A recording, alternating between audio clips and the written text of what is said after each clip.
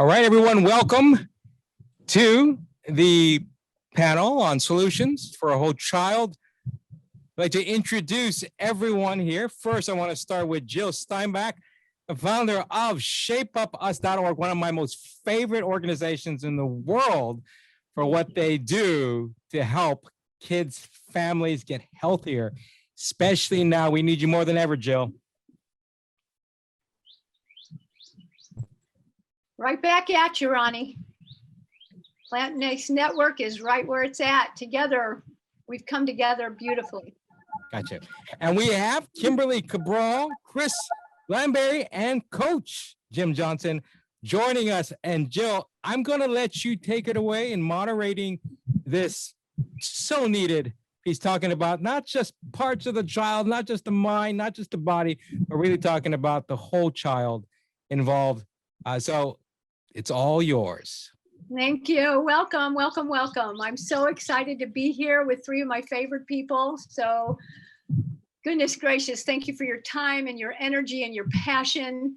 And let's just introduce each of you. First of all, we're going to think outside that lunchbox on how we're building a healthier future for children. And together we'll build those pieces of the puzzle to make them whole. Kimberly, can you just introduce yourself for a few moments and tell us your passions? My name is Kimberly Cabral. I am the founder of MASK, Mother's Awareness on School-Age Kids. And our mission is to educate and empower children and families on the issues today that children are facing and provide solutions and empowerment for the children, for schools, for clubs, and for families. So we do that through programming, year-long programming, Mask the Magazine, which is a quarterly parenting magazine, as well as the Mask Matters app, which is for students, parents, teachers, and in Spanish. Thank you. You're doing amazing work. So I'm so grateful you're here. Chris, come on there. Tell us all about you. You're rocking the world. Well, hello, and thank you for having me, Jill. It's great to be on this panel with these esteemed members as well. My name is Chris Lineberry. I am the principal at Apache Junction High School, which is located in beautiful Apache Junction, Arizona. I'm also one of the co-founders at Core Purpose Consulting. My passion as an educator is about reaching and teaching the whole child. I had some experiences, which I'll share with you as we talk today, that caused me to kind of rethink my purpose as an educator many years ago. And it lit a fire under me. And my goal is now to impact the lives of everyone I come in contact with in a positive way, improving both physical, emotional, and mental health. Thank you. Yes, you do have quite a story. I'm looking forward to you share it. Jim, share us your magic. Sure. Well, I was also a long time educator as both a teacher and a coach. And I was a high school basketball coach for over 3 decades, and ended up, after having a terrible start to my career where I got fired my first job, I was able to turn that around, fortunately, and had quite a bit of success, including being part of an inspirational story that fortunately spread all over the world about a young man that was my team manager, was on the autism spectrum, that we can talk a little bit later about if we want, how he shocked the world one night. And since then, I've retired from coaching a few years ago, and now I was traveling the country until this thing called the pandemic hit, and I was speaking to groups. And my focus is I love inspiring and helping young people as well as older people to be better at leading themselves, which of course then will make them better at leading others. Excellent. So my first question to the panel is, what does whole child mean to you? You know, when we talk about, in my life, that's the buzzword, and it's whole child. And in the Shape Up world, it's building the resilience, the mind, the emotions. It's that connections and the physical of the child. Kimberly, what do you think to you Whole Child is, and how is Mask helping that?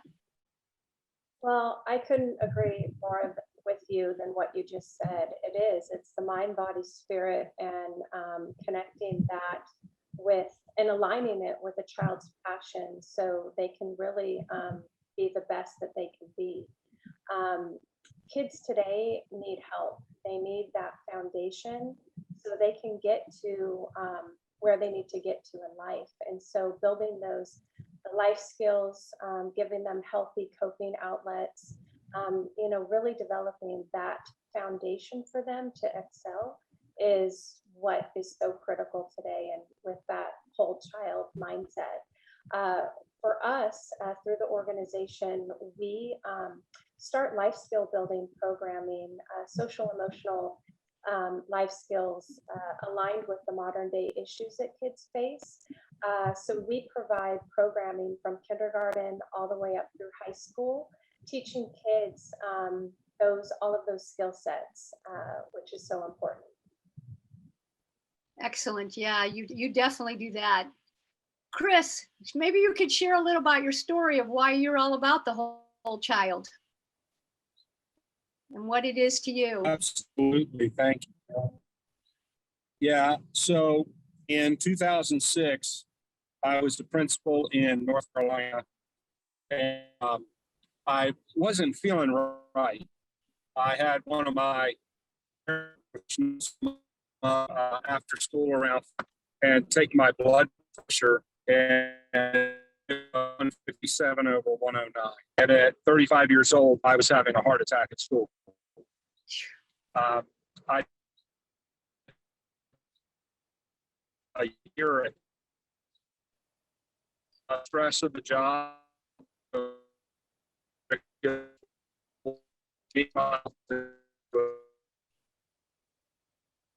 We're losing you a little bit, Chris.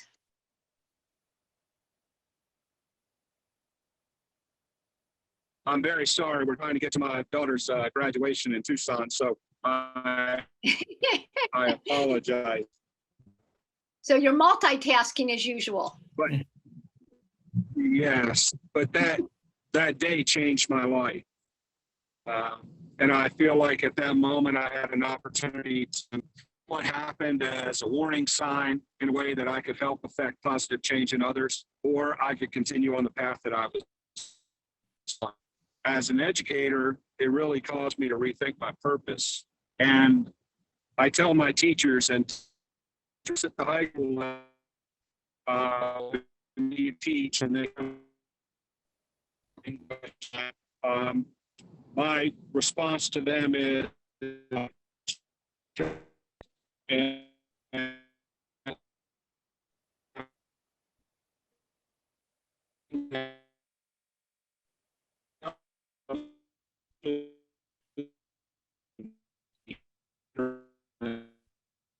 All right, Mr. Chris, lost you again.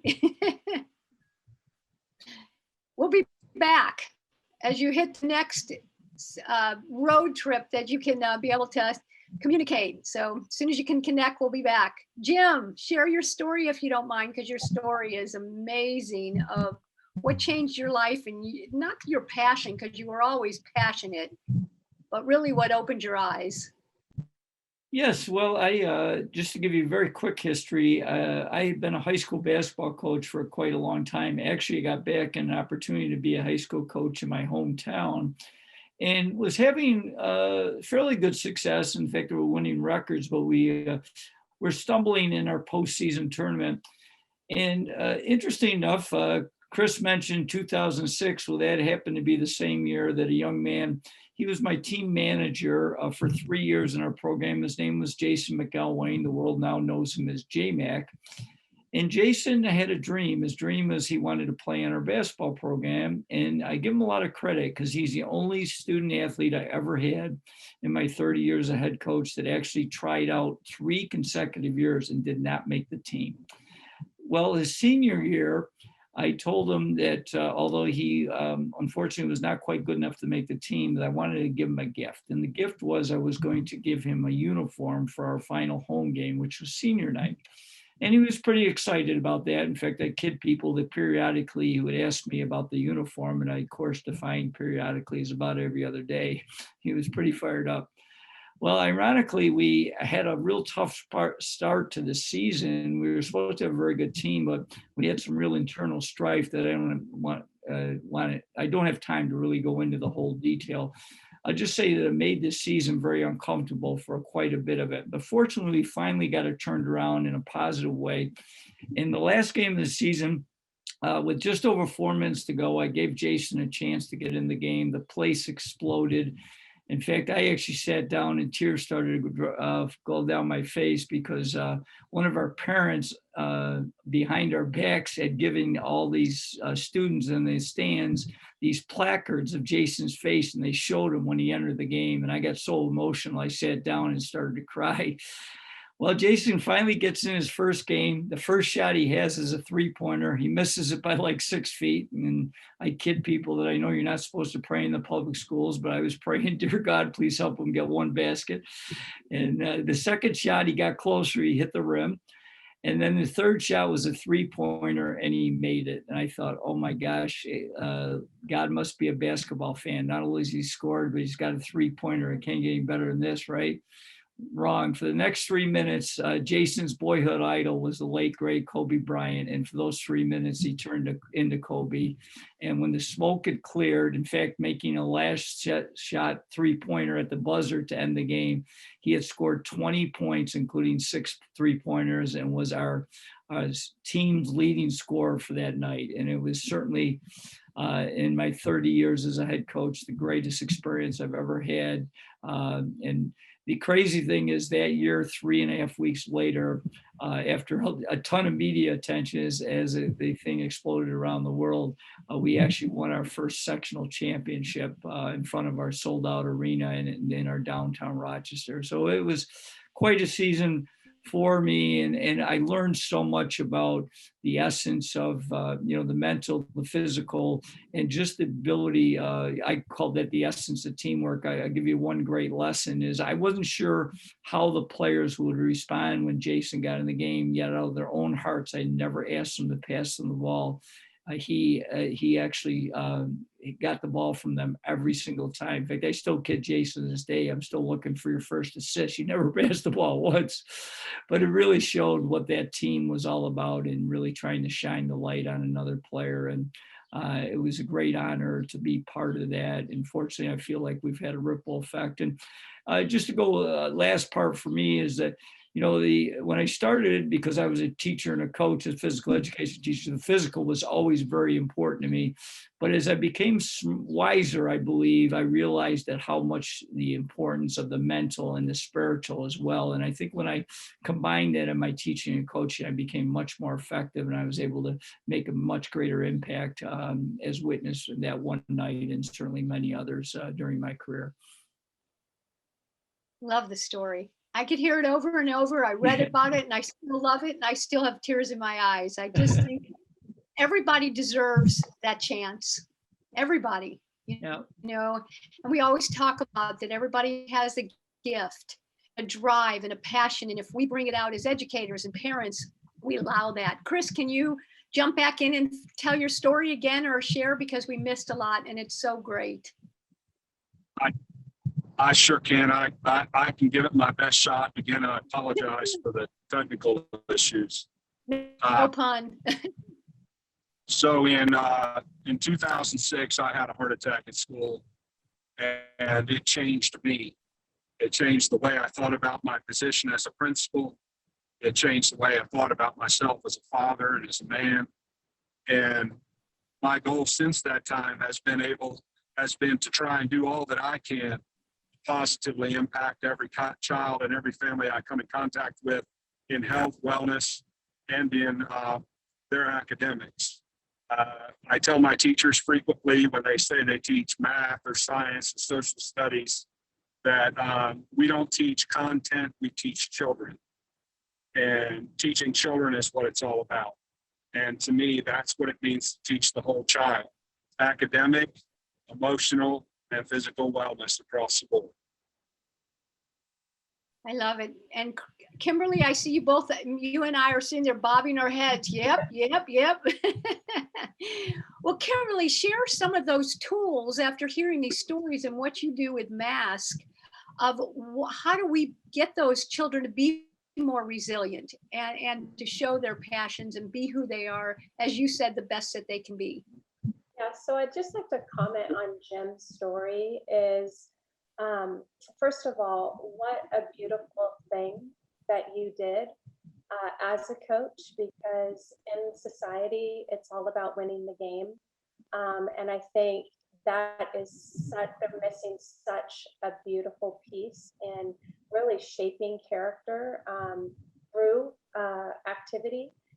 So just what you did, I mean, I know it went on a huge scale, but we talk about building empathy for kids, and the best way to do that is modeling it. And what an opportunity you used and which modeled that for everybody in the stands and everybody that hears that story. We teach our kids from what we do and the actions that we take. I mean, they learn more from our actions than our words. And so thank you for that. That's a beautiful thing. So, you know, teaching our kids to be resilient is, you know, preparing them for situations, especially like what we just went through this pandemic. I mean, you know, the social emotional learning for kids, we're teaching them how to regulate their emotions, which they have to understand that there's more emotions than just happy and sad, because in this day and age, that's really what they're taught. And they're taught really that they have to be more happy than anything, just with technology and social media and all of that. So teaching kids that there's an array of emotion and it's okay to feel all of them. It's just how you respond to them is the biggest thing. And, you know, in order to do that, you have to teach them the coping skills, which Jill, I know through your activity, we can say it's all about fitness and all of that, but they all become coping skills for our kids, but we have to connect the dots for them. So building resiliency, you know, there's so many pieces to it, but through Jim, it's empathy. Through Chris, it's modeling that out in the school and telling teachers to, you know, we're teaching kids, not content, and that is so important. So all of our stuff that we do is it's teaching the child how to really deal with what life brings us, how to control yourself, and building on all of the devices that they can learn from. So technology is a big key today. We have to teach kids how to live in this digital world, which isn't easy, but it's not going away. Especially look at us now.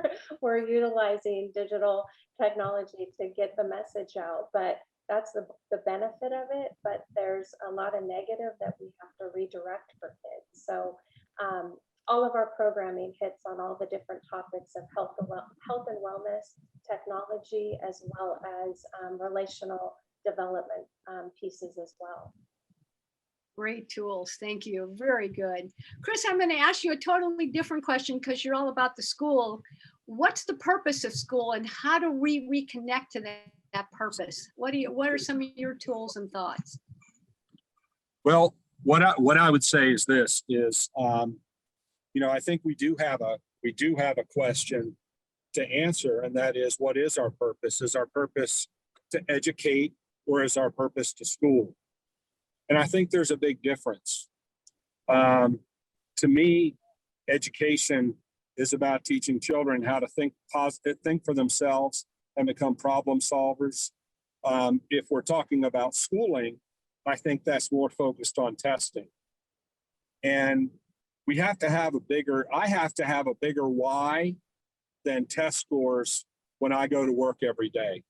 It's got to be bigger than that, because if it's not, you know, you have to have a bigger why than your obstacle. And if your obstacle is bigger than your why, then your obstacle will win.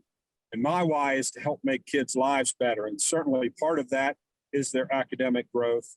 But there's a bigger piece to that, and that is helping them to be able to improve their own lives and become productive citizens who can who can add to the problem solving capacity of our world. And heaven knows we need that right now.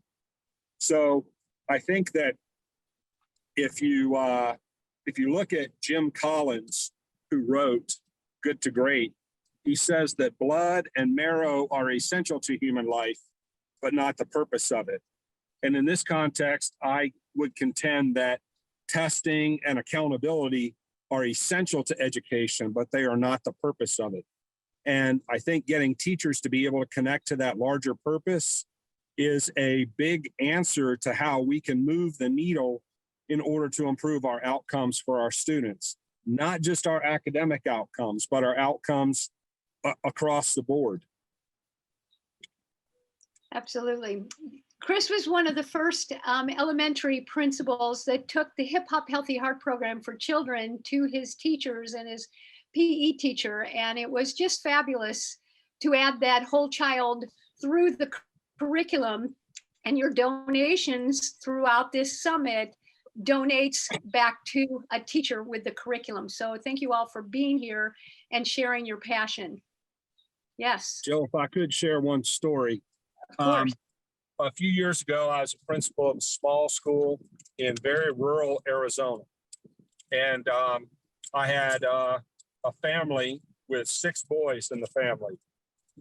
3 of those boys were over the age of 18.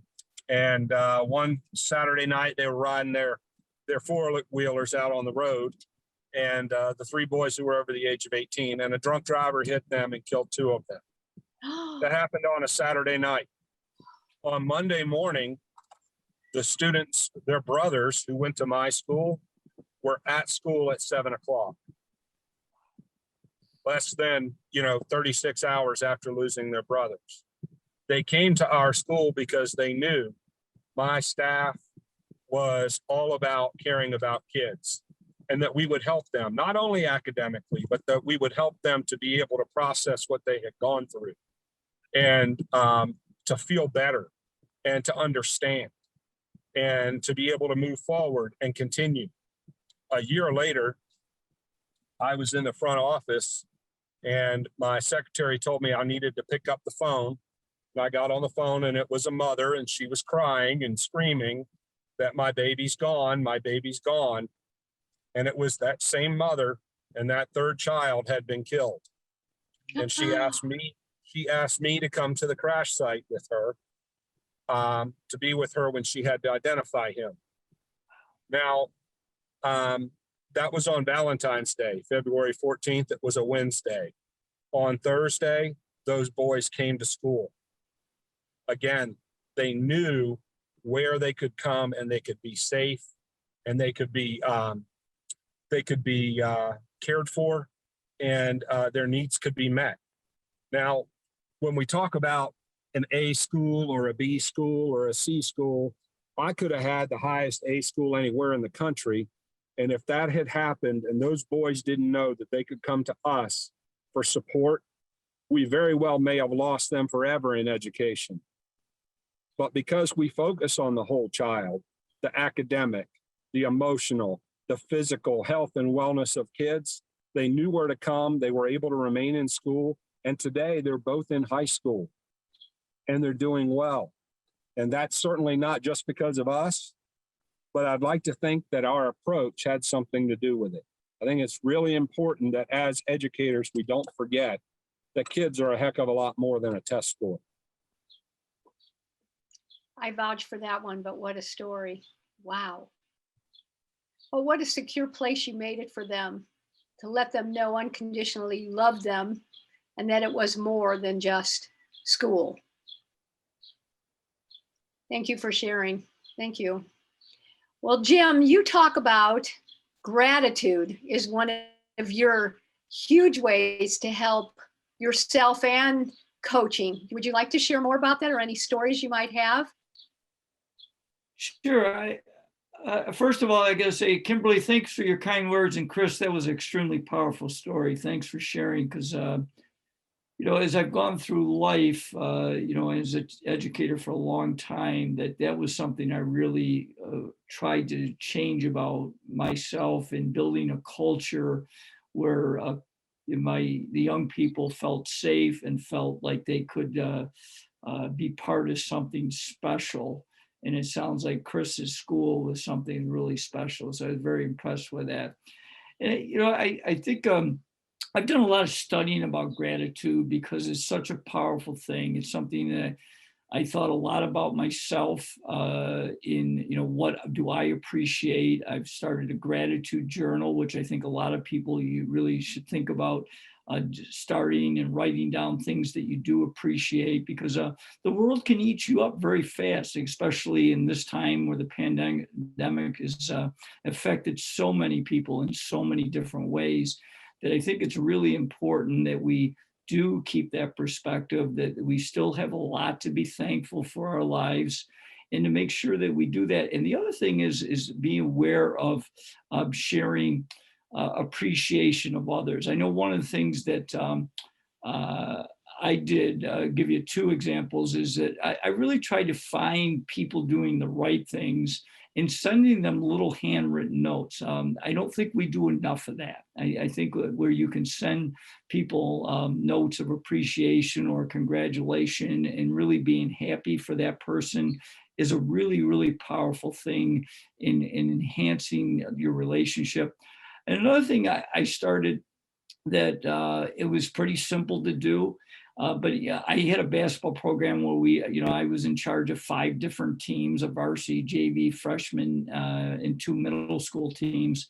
And one of the things that I started many years ago is I wrote down every single kid in our program's birthday, and they would get a birthday card from me when they got it. And I remember a 7th grader coming into my, because our school was a 6 through 12, and coming down to my office and say, "Coach, thanks so much for the birthday card." And, just that started that whole process of, what it was to be in our program, that, I really wanted to show that I appreciated and cared about the people in my program, because Chris said that so well, with the fact that, they're people first, and we've always got to make sure that we respect and share and the gratitude and the dignity and the respect that we all deserve. And I think that's a really powerful lesson we can reserve.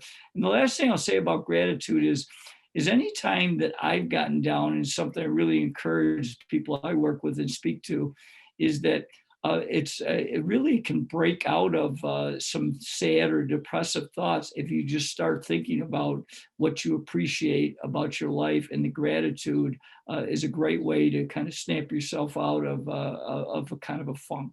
So I totally agree. That's so great. It's very interesting. John Gordon wrote a book called The Word, and I've been doing it. I don't know how many years old, young the book is, maybe even 10 years. And every year, my friends and I on the mountain or pickleball court, we pick a word of intention for that year. And the reason I'm sharing this was because my word this year is miracles. And so every night, because every day you really have a miracle, I have that journal that before I go to sleep, I write my miracle, and then I'm like, oh yeah, and then I look back and I'm already in May, here. And since January, I started this, and it lifts you back up with how many great things, even if you're having that tough day. And my tool in my toolbox is, my saying is, well, today I'm okay. I can't look tomorrow. Today I'm okay. And then I'm better, and always helping somebody else. Like you just said, Jim, giving back always takes it away and off yourself. So very nice. Thank you so much. Kimberly, you had something that always intrigued me, and it's called EQ. Can you share with the audience what that is and why is this important? So it's not my EQ, but it's emotional intelligence. And that's what everybody has the opportunity to strengthen. And as teachers, parents, caregivers, it's so important to make sure that our children, that we teach them and strengthen that for them. So the best way to describe emotional intelligence is basically what children need to know to be productive and happy. And we want that for everybody, right? Everybody deserves that. And so, emotional intelligence is based on 5 components, and it's self-awareness, the ability to recognize and understand one's moods, motivations, abilities, and how that can have an effect on others. So self-awareness is so important. Self-regulation, ability to control one's impulsivities, that opportunity to think before you speak or click is what we say in teaching, technology safety, and motivation. Empathy is a big one, and that's, you can teach it, but it's best utilized by modeling it, by having opportunities to talk about, just like Jim's situation, what empathy, those kids that were on that court with them and the people that watched it, wow, there's no better way to dig up some empathy from watching that. And really the social skills. I mean, kids need social skills, and especially in this day and age, I mean, social skills are able to be in a situation like that. If somebody, says a joke or a comment, and to be able to realize where that came from, that it's not negative, or hopefully not negative, but being able to find like a common ground with others. And I think for today, we're talking about developing the whole child. Well, we can't forget about what technology has done with derailing kids in all of this, especially social emotional area that everybody needs, and especially kids. Excellent. Thank you. Hey, Chris, how do you get your kids full of resilience? In today's world and what's happening, what are some of your tools in your toolbox? We lost you. He's Are on, you he's on mute. on mute? There you go, my friend. I love what Kimberly said about emotional intelligence, and what I have seen on our campus, what we focused on trying to build in our students is a growth mindset, and that's it's almost looking at grades, and we're not there yet with our grades, but A, B, C, and not yet. And teaching kids that it's not about whether you get it the first time, but it's about whether or not you get it. Our students have had a rough year, just like the rest of the kids throughout the country. We started a podcast, I don't know, probably this time last year, and just started interviewing kids and other people all over the place about how they were getting through the pandemic in the early phases, and how they've overcome adversity and what it is that they do in order to overcome adversity. Because I think what kids have to understand is they're not alone. And nobody who's ever made it to the top without there being challenges along the way. So we've encouraged our students to develop a growth mindset. We've done that through the way that we talk with them, the way that we look at their schoolwork and their grades. We allow them opportunities to retake tests or to redo assignments. And, if you think about it, when it comes to video games, if a kid is playing a video game and their avatar on the game gets killed, they don't give up and just quit. Things that they've learned from that game, and they apply it to the next time they play, so they can try and get to the next level. And that's really no different than what we're trying to do with education. We've also encouraged our students to practice mindfulness. We have a mindfulness room on our campus, as well as some different mindfulness walkthrough activities that they can do to help them get centered, get back on track. We also have a health class that's required, and part of that health class has to do with how to provide or to exercise self-care, especially during this very challenging time that has been COVID.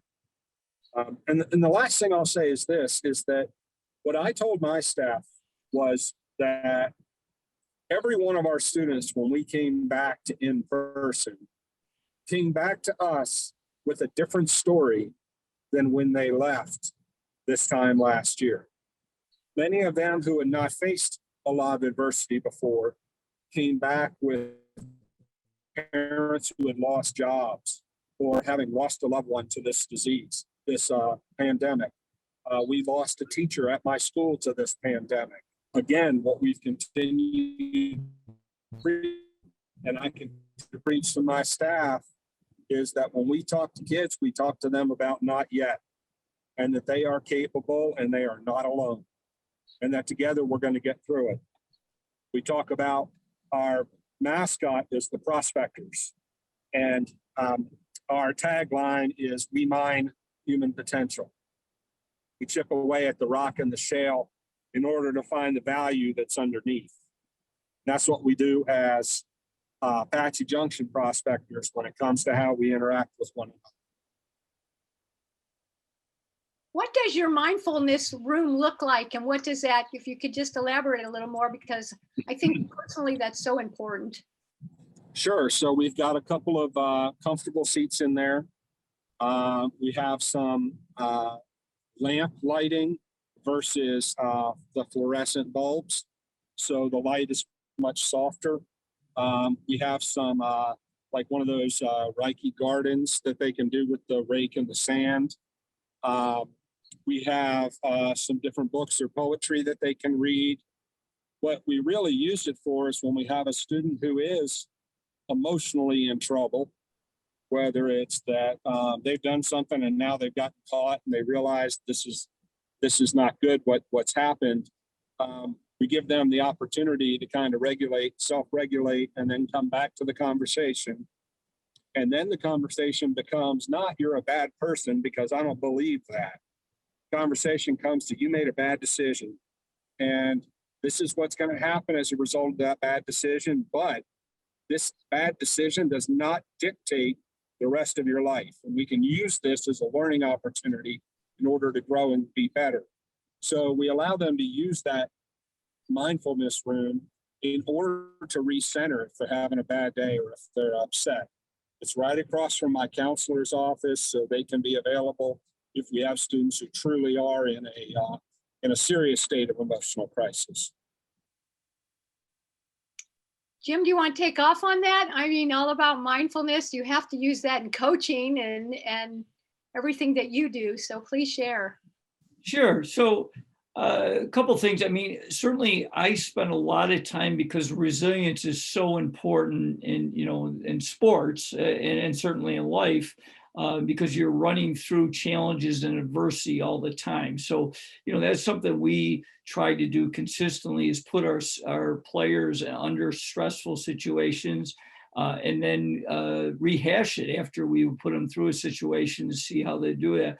One of the things that we talk to our players about in resilience was, number one, is we had phases. So the first phase is to build resilience in your life is you have to make and keep promises with yourself. And so we always talk to, one of the things we did with our goal setting exercises, we'd always tell them the first thing you do in the morning is get in front of the mirror and say these two statements: I am responsible and I like myself. And then take charge of your life there. Number two is, as you're building a cohesive team, is that you make and keep promises with other people.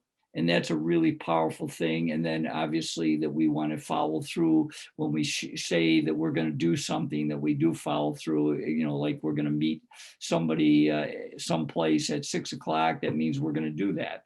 And again, that builds up the cohesiveness of resilience.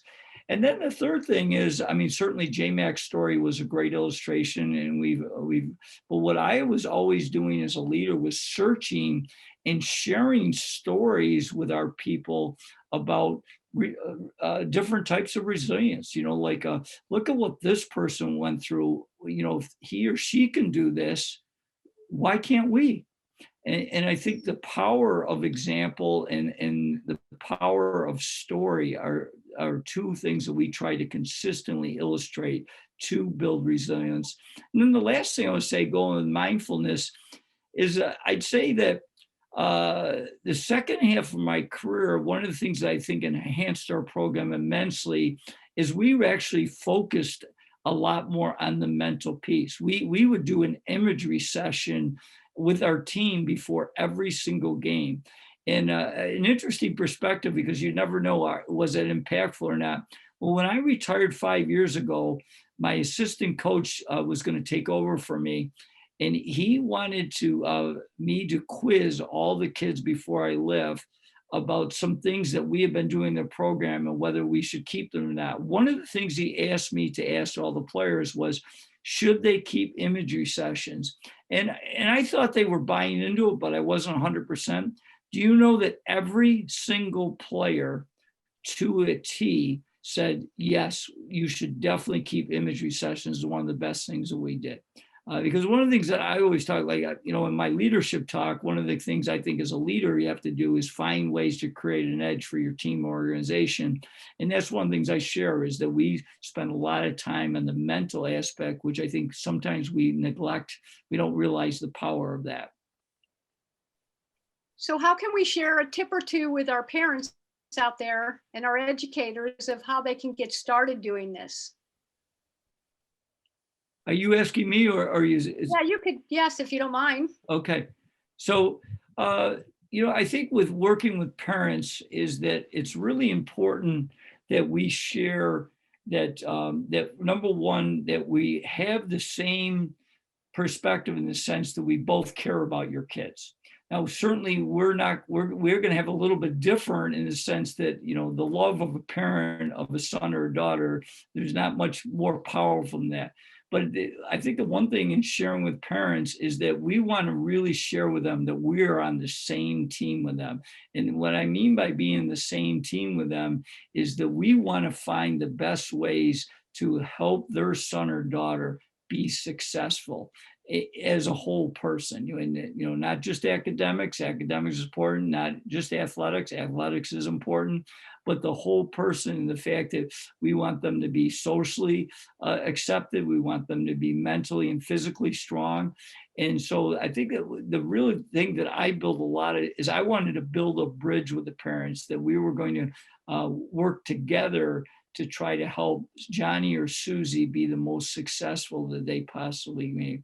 Because when I think they feel like you're on the same team. Yeah.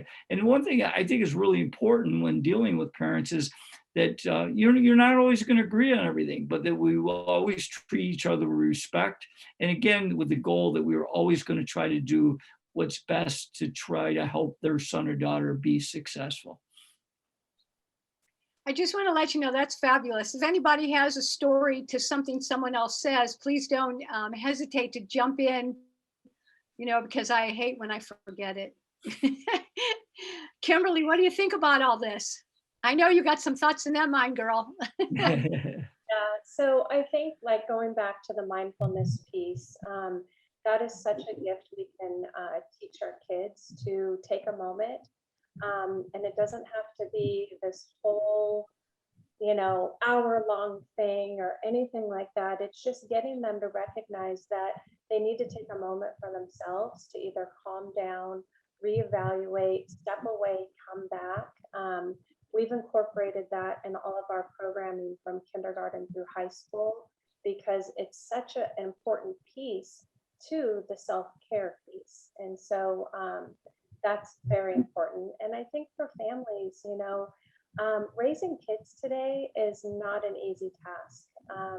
It's so different. I have kids ranging from 16 to 26 now.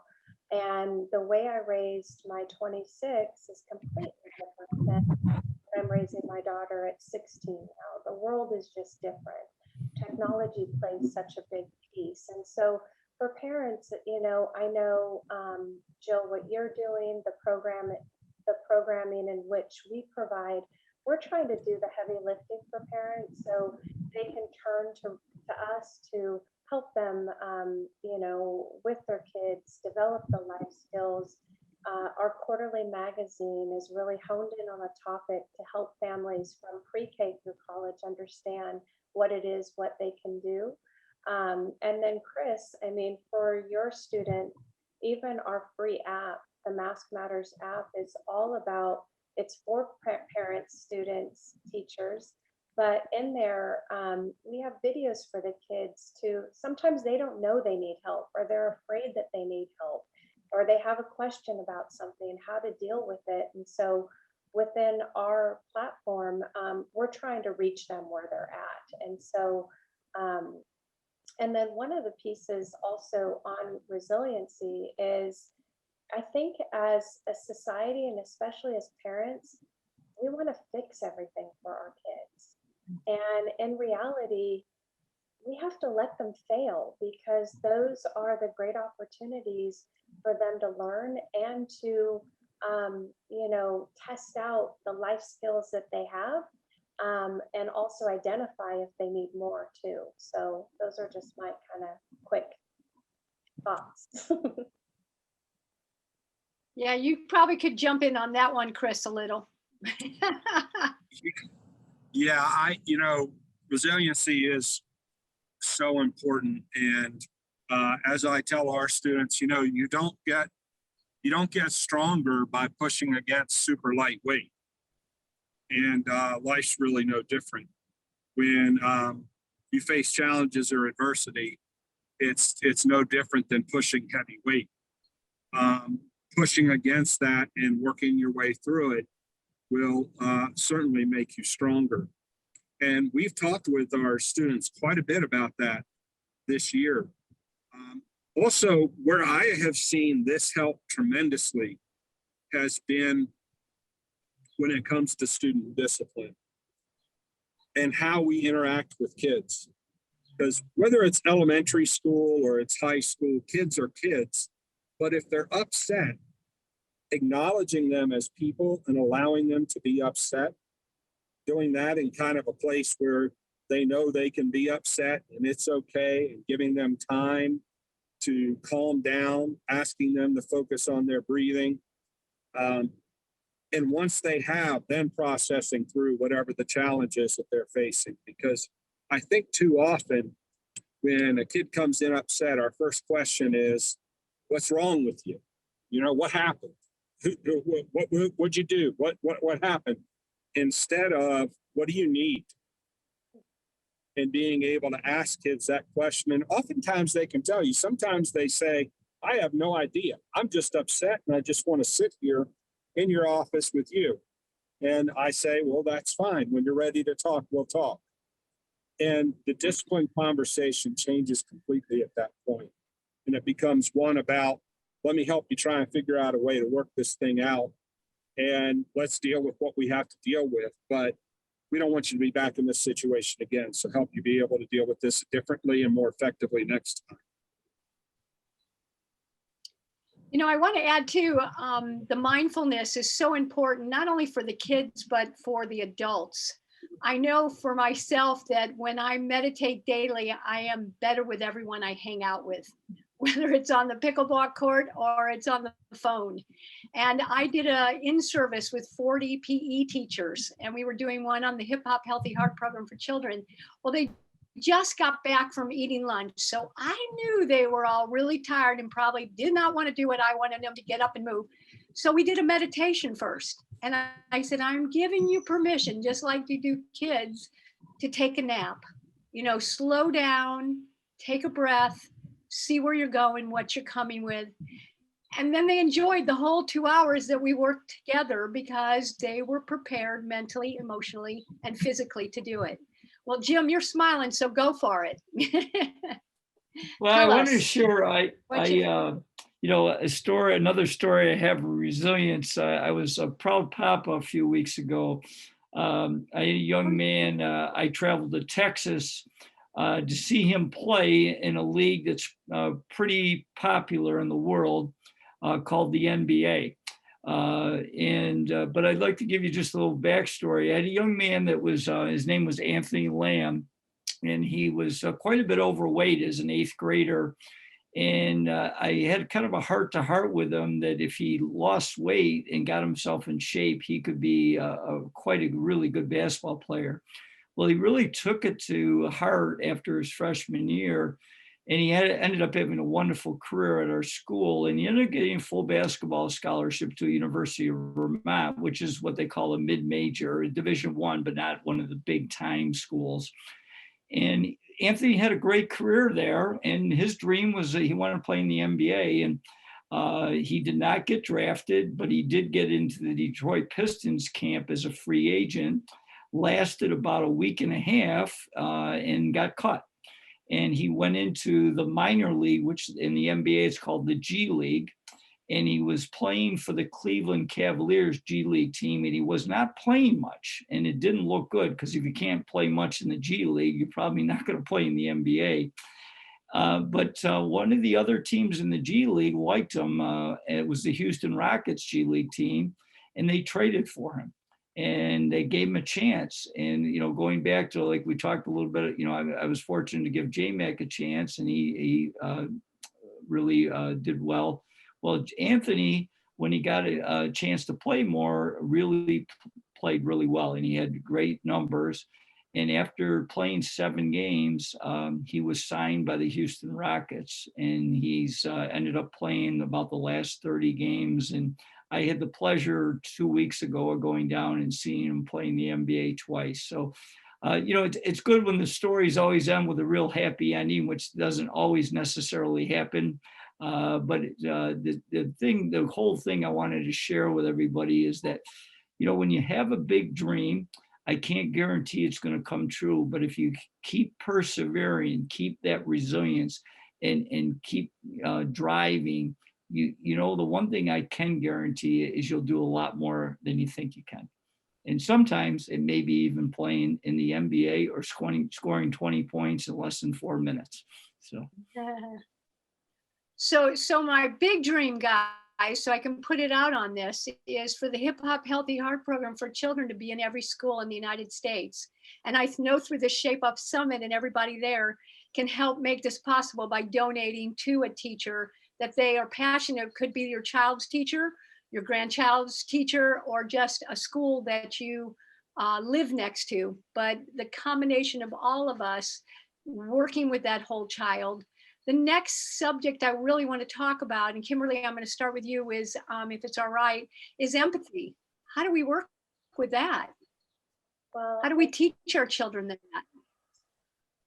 the best way to, I mean, there's a lot of different things you can do to help build empathy. Obviously, using stories like Jim's, and, you know, things like having family meetings, you know, where we're giving, you know, families time to come together to deal with conflict, conversation, because a lot of stuff happens right within our own homes that we could really help kids process through, and also have other perspectives, you know, within a safe environment. Building empathy, volunteering, that's a huge one, getting outside of ourselves, right? So in this day and age, it's not as easy, but there's definitely, as things open up, things, you know, there's opportunity, but there's a lot of things that people are doing, you know, being creative during these times with volunteering, and, you know, just utilizing conflicts that your kids go through, right? So bullying issues, you know, friendship conflicts.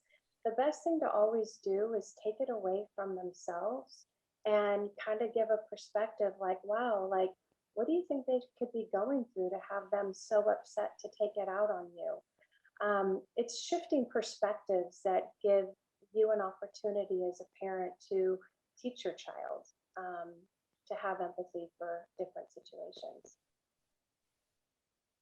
Very great. Yes, so true. Chris, you want to jump in on that as well? I don't know if I can really add any that these two fine individuals haven't already said, but I think, you know, Jim talked about gratitude before. and how important that is. That oftentimes, we become the center of our own world, and we don't really know how good we have it until we take a step outside of ourselves. And as Kimberly was just saying, shift perspective some. One of the changes we've made at our school was we've had some changes of coaching staff. And now our coaches are beginning to require community service from their athletes. And what's interesting is the kids are now coming back and saying, I always heard that stuff about how it's better to give than receive, but like that really felt good to help them move that stuff or help them paint that stuff or help them do that stuff. And being able to see the way that changes not only how they see other people, but how they play together as a team and how they view the world is really powerful. I think that service learning, there's such an opportunity there. Part of our alternative program that we're going to be opening next year on our campus, and those are for kids who have made a bad decision and gotten themselves in pretty hot water. Part of that program is they provide service work, and kids are less likely to walk away from something that they feel connected to. And my goal is to be able to help them feel connected, not only to our school and our school community, but to one another. That's you. For themselves and their self-esteem. I mean, it's when kids are giving, they don't understand what they're receiving from the give. And that's the beautiful piece of it. And it's so important. Jim, please add. Well, I'll piggyback both Kimberly and Chris mentioned, and that was one of the things we do with our team every year is do a community service. And I know that was something that our players really, really enjoyed. We did all different types of things, but I know a few years we used to go at the Christmas time to a senior citizens home and to see a group of athletes that were too talented as singers actually sing Christmas carols to senior citizens was pretty awesome. And then the other thing I will say, I spent a lot of time with our players on their why. I talked a lot about what my personal mission, and we would talk about, what are your most important values. And one of the things I always shared with them was one of my most important values was I wanted to treat everybody with respect. And I think that is something that we really try to teach to our players, the power of respect and empathy. And really trying to put themselves into another person's shoes. And we did a lot of work with that and really getting clarity of, what's your purpose on this earth? How can you be someone that contributes? And we would talk about, what is your most important values and are you living them consistently? So I think those are things that are really powerful when you talk about empathy, is that you have to, first of all, get clarity of who you are, and are you consistently, do you know your why and are you living it consistently? Because when you do that, I think you just become a better person, and empathy then starts to really take a really good pathway from doing that type of thing. But putting young people into situations where they can give back is no question one of the most powerful things we did. And they realize that they're pretty blessed in their situation. And two, I think like when you teach your kids the power of empathy, it really puts out the fire on just habit and things that they're going through, because they can see it through a different lens. And it's not so personal. It's not in a personal attack on them. It's more of a redirection of, wow, what are they going through? And as adults, we need it. Adults, we need it. I mean, we have constant reminders of things that we want to maybe react or respond out of character because of a hurt or whatever. And when we can just kind of redirect it and be like, dang, what are they going through? And it's just a better way to handle conflict.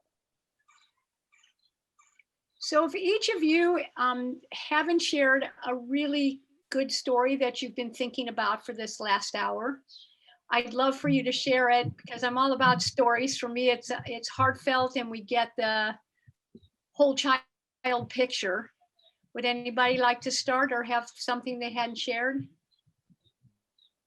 Sure, I'll share another you. interesting thing. I'll give you another JMac story, not based on his Miracle Night, but 2 years after he graduated from our program, he did not go to college. He actually started working at a local grocery store, and he was doing fine. I was seeing him a little bit, and he came in back in my office 1 year or 2 years later. He said, "Coach, I really missed the program. Can I come back and help?" And he actually was my volunteer assistant for my last 9 years in coaching. And we actually won a number of championships. So I kid people, for a small fee, I will run them out to you. After he's coaching with me for a few years, he not only played basketball and he was on our program, but he was also a runner. But he was very small in stature in high school, and he was just an average runner. And after high school, he got a growth spurt. And he's actually in his senior year, he was about 5'9", 120 pounds. He's now about 6'2" and 175 pounds. So he's quite a bit bigger and stronger. But while he was coaching with me, he comes in 1 year and he says, "Coach, I love coaching, but I really miss competing myself." And I said, "Really?" And he says, "I'm going to get back into running." And I said, "You're going to get back into running?" "Yeah." And he says, "I'm going to run a marathon." And he had run 5Ks, but that was as far as he'd ever gone. I said, "Really? What marathon are you going to do?" He said, "Oh, I'm going to run the Rochester Marathon. I'm from Rochester, New York." And I said, "Well, what's your goal for that?" And he says, "I want to qualify for the Boston Marathon." And I said, "Jason, what's the qualifying time for your age for that marathon?" He says, "It's 3 hours and 5 minutes." Now, for the people listening, I'm not sure how many are runners, but believe me, because I was a former runner, 3 hours and 5 minutes for a marathon is blazing. That's really fast. And I almost fell on the floor when he told me. And I said, "Jason, you realize how fast?" He says, "Yep." He goes, "I've gone to our cross-country coach. I'm going to train." So he runs the Rochester Marathon, and he runs it in 3 hours, 1 minute and 20 seconds. He qualifies for the Boston Marathon. And he didn't go the next year. And ironically, the next year when he could have gone was the year they had the bombing in Boston. So the good Lord, I think, was looking over him. But he actually qualified again in the Rochester Marathon the following year, went to the Boston Marathon. So I sat down with him. I said, "Jason, what's your goal for the Boston Marathon?" He says, "Coach, I'm going to break 3 hours in the Boston Marathon." I says, "Jason, the Boston Marathon's course is much more difficult than Rochester." He goes, "I know, I've upgraded my training." First Boston Marathon, he runs it 2 hours, 58 minutes and 46 seconds. And I love sharing that because it just shows the power and that desire of setting a goal, going out and doing the daily disciplines it takes to make an accomplishment. And again, you don't always accomplish your goals, but what really can happen is you'll do a lot more than you think you can. And Jason's gone on, I think he's run 14 marathons, including 3 Bostons. So he never ceases to amaze me. But I think the power of the story and really sharing that with people, I think, is a great way to inspire them to think bigger and to take actions on their own dreams. I love that story. I'll be sharing it on the mountain when I go tomorrow morning. Anybody else? I think as parents, like the best teachers are your own children. And every child is different and your approach with them is different. And I think, the best thing you can do is sometimes get out of the way and let them live the life that they want to live. One of my sons was a basketball player, started playing basketball, when he was in kindergarten, played all the way through high school, was being recruited by a D3 college, but he was, that was a dream for him. But in the college application process, he decided that he wanted to do music. And the kid never picked up an instrument, took any type of vocal classes or anything, but in his heart of hearts, that's what he wanted to do. And I had to step out of the way and let him live his life. And today he's doing music with his brother and living his dream. And that's the best that you want for your kids. If they can align what their heart of hearts is to a career that can, you know, they can live on, that's the key. So getting out of the way sometime is what we have to do. I love that. I always say it's my kid's journey, step aside. And sometimes it's easier said than done. Yeah. It All right, wasn't Chris, go ahead. Go ahead, Kimberly. It wasn't easy at first. I So- had like just, well, you know, this particular college was in Chicago. I was like, well, Chicago, there's music. So that wasn't happening. But yeah, you have to step out of the way. I like it. All right, Chris. So a couple of things. First, Jim, just a side note, my stepson is autistic. And when we were doing introductions, my wife looked over at me with a tear and said, I remember that. So I know you had a direct impact on her life. That's one of the most stories about kindness and belief that I think I in recent history. So thank you for that. You know, I think that just getting to be a principal during the pandemic has been a tremendous opportunity to see the resilience and the courage of young people today. I have students who are working full-time, they're supporting their families, they're coming to school, they're asking for help when they need it. And they're, you know, a lot of them are seniors and they're graduating. And to get to see a kid who, one young lady who has terrible anxiety, last year she fell as a result of the anxiety and ended up with a brain injury and had decided she was going to drop out of school. And come January, decided, no, you know what, I want to finish. I want to walk with all my friends. Came back, we were able to enroll her online and get her to do some different things than a traditional student would do. And she's now caught up and actually getting ahead of some of her peers who are juniors. And at this rate may end up graduating early. Wow. But this is a young lady who at one point was ready to give up. And I think the message that I've tried to get across to all of our students is that you can be tired, you can be worn down, and you can feel weak, but you don't quit. You keep getting up and you keep moving forward, and you allow the people around you to help you. And we've really focused on that, not only as a school, but as a staff and a community this year. And I think that it's paid off.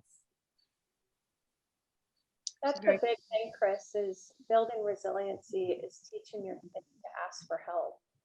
And that's a big thing. You know, they don't want to ask for help because somehow along the way it means they're weak or not capable, not enough.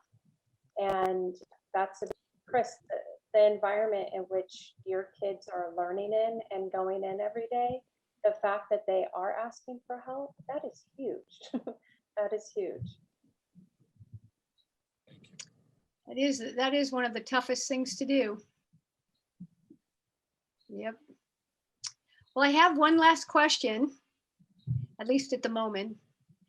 What can we do tomorrow to bring about positive change in our schools, in our homes, and in our children's lives? And anybody could jump in. Well, I think, you know, I'll it go goes back. first. Oh, go ahead, Chris. You sure? Yep, sure. Go ahead. Okay. I think the first thing we can do, the first thing I would say that we ought to do is listen. Yep. And give young people that space and listen. Doesn't mean we always agree with them. And it doesn't mean that they always get what it is that they're asking for, but it does mean that we listen. When it comes to establishing a healthy environment on your campus, what I would say is, when it comes to social emotional, get familiar with the ACEs study and with the information on students being able to self-regulate, because that has a huge impact on their success later in life. And when it comes to the physical component, I think there are a couple of things that can be done that are very simple. One thing can be to switch the lunch and recess times so that kids go to lunch after they play at recess. We find that there's less throwaway. Kids tend to eat more, and believe it or not, they're better behaved in the cafeteria. One thing that I did on my campus was I gave my teachers the freedom and treated them with the professionalism to allow them to determine when they took recess. So if I said you need 15 minutes of recess in the morning, then I left it to them to determine when their kids were looking flat or when they needed a brain break. I didn't want them to be in the middle of a deep discussion and have them say, all right, guys, it's time to stop and go out to recess instead of finishing our discussion. By the same token, I didn't want them talking to a room full of people who looked like they were comatose when what they really needed to do was get them up and move them around. So those are some very simple things that don't cost anything that can help to improve and create a healthier environment on school campuses. Awesome ideas. Thank you. Go ahead, Jim. That was really well said, Chris, because I got a piggyback that listening, and I know as a leader for many years, that's something I did very poorly at the beginning of my career. Is I thought I had all the answers, and I was not a very good listener. And I think what changed the dynamics of our program was that when I became a much better listener, and I actually set up, we did a lot of individual meetings and small groups, and I met with leaders and trying to develop leaders. And with that, I think it's really important as you listen to young people is to help them with their lives. And what I mean by that is get to know them and build relationships and get, what are their passions? What are some of their goals? And then how can we help that? And then also teaching them and building a culture of how they can help in the bigger picture of making the school better, making the team better, whatever, whether it's a microcosm of an athletic team or a school choir, to the bigger picture of how can you build the culture in the school. And I think that's a daily basis of building some ideas. And, because one of the things that we did with our program is we, talked about personal mission. We also talked about our team mission. And our team mission was we wanted to build winners on and off the court. And when we talked about that, we spent every day talking about what it takes to be a winner on the court and what it takes to be a winner off the court. And one of the things Kimberly said that I took, because one of my parts of my personal mission is to be an outstanding role model. So it was really important that I was modeling that as the leader consistently, and then trying to get that culture throughout so that our players were modeling great behavior, and that, people were looking for them to be the leaders of our school. And I think that was a really powerful thing, and trying to build that culture, in a smaller group, and then trying to get it widespread throughout the whole school. I always say kids do as kids see. Mm-hmm. It just is the bottom line. So wherever you are, if it's school, if it's at home, it's in the community, you just got to be that role model. I like that. Kimberly? Yeah, so just to reiterate, the listening, be an active listener. And, as a parent, I think, you're busy, you have a lot of different things going on, but I always have a thing I say to my daughter, if she really wants to talk to me, it's like, okay, hold on, I want to give you the time you deserve. And so I can put it aside and have that eye contact and that space without responding. Again, because I think as parents, we want to fix, we want to respond, we want to do everything to make everything just comfortable. And in order to learn, they have to be uncomfortable. So listening is a big thing. Again, modeling, I think, to change society, it starts at home. So what we model at home, we have control over. So I think that is very important in communication, talking about the tough stuff, and giving that safe space without judgment. Kids are going to make mistakes. It's life. We have 18 summers. I'll kind of plug our latest issue of the magazine, but it's 18 summers to teach them what they need to know, because that's when they're under our roof. Once they go out into the world, we better hope that we've created a strong foundation for them to turn to, and hopefully turn back to us when they need help in that big world out there. So I know when I interviewed Kimberly, it was so great because what I loved, one of the things, there was a lot of things I loved about you, Kimberly, but what stood in my mind was it didn't matter what time of day her children came to her, the middle of the night, it didn't matter. She would get up and she would listen. And I just love that because that's what I do. That's what I did when my kids were young. It's what I do now if they call. I could be in the middle of playing hiking or a pickleball or whatever, and I go, sorry, it's a child.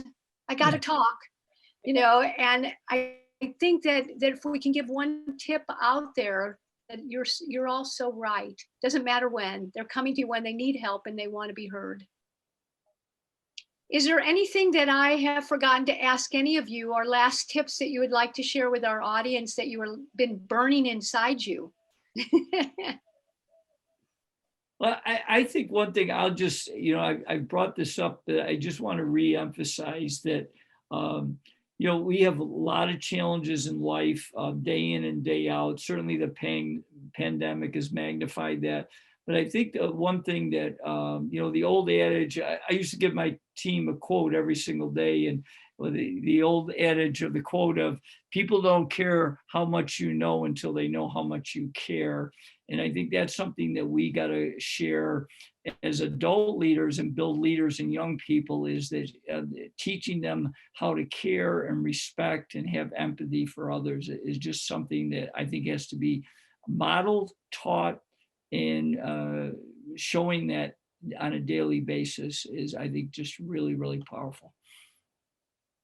one of the things we teach our kids through our programming is to make sure they have 5 trusted adults to go to.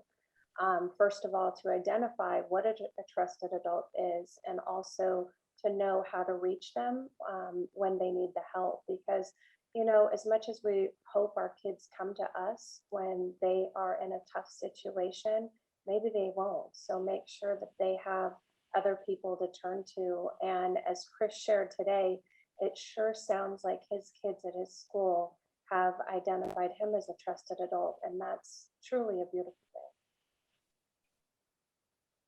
So That's a good point.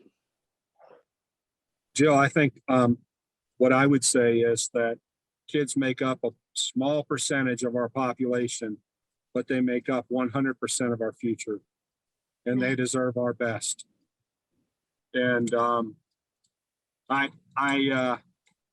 it's inspiring, and it gives me hope when I get to talk with you every time, and then to be able to talk with Kim and Tim, just it gives me hope.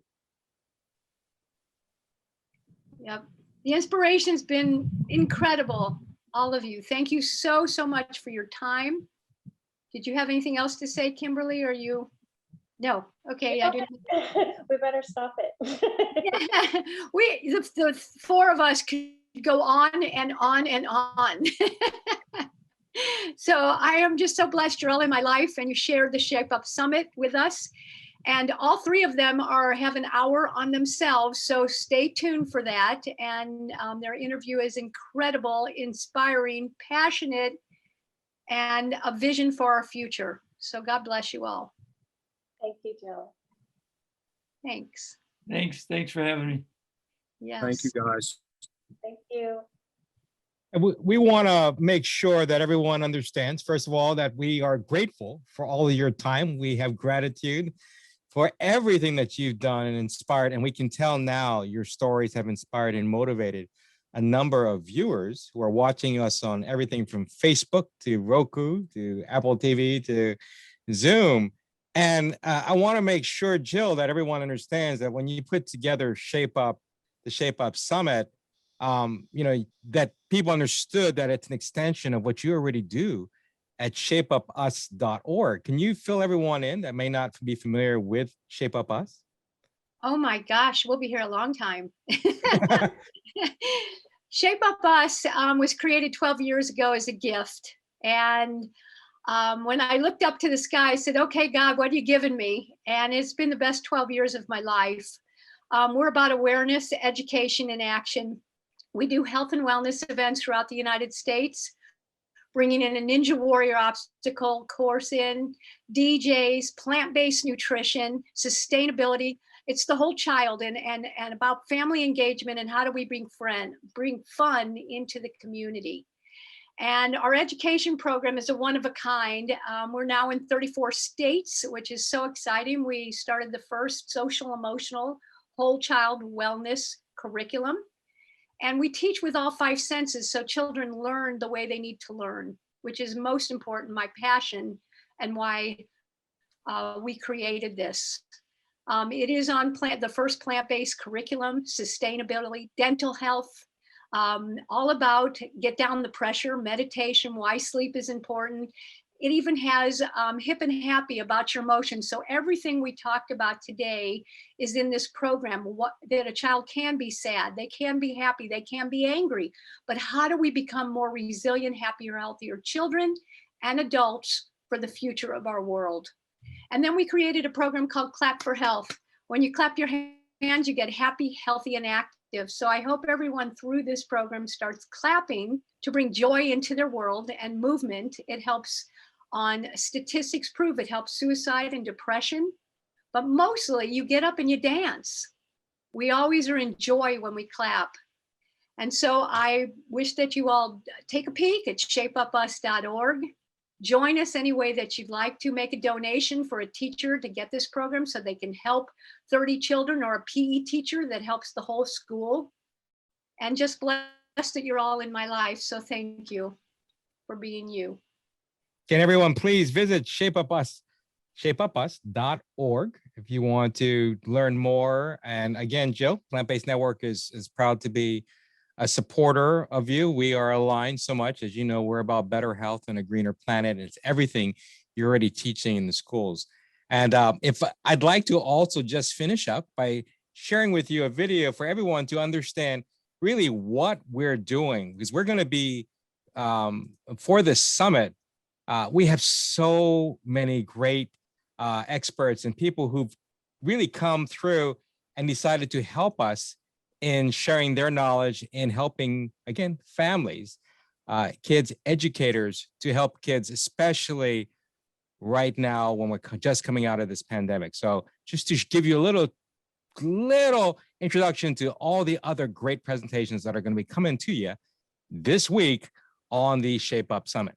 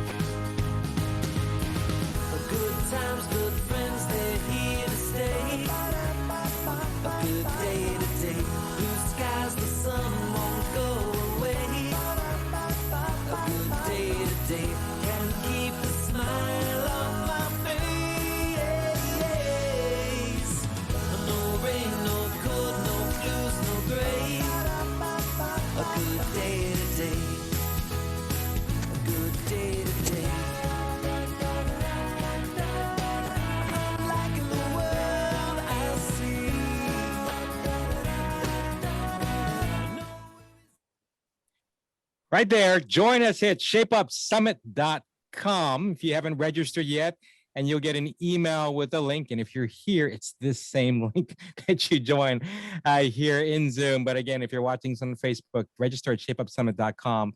You'll get an email. And don't forget, we'll be airing on Roku TV, Apple TV, and Amazon Fire, as well as iPhones, Androids, iPads, all on the Plant-Based Network, which you can download for free at plantbasedapp.com. Thank you, everyone, so much for your help in creating a healthier planet and healthier generation. Ronnie, thank you for being you. You're amazing. And thanks for partnering with Shape Up Us. Plant-Based Network has made this all possible. Thank you.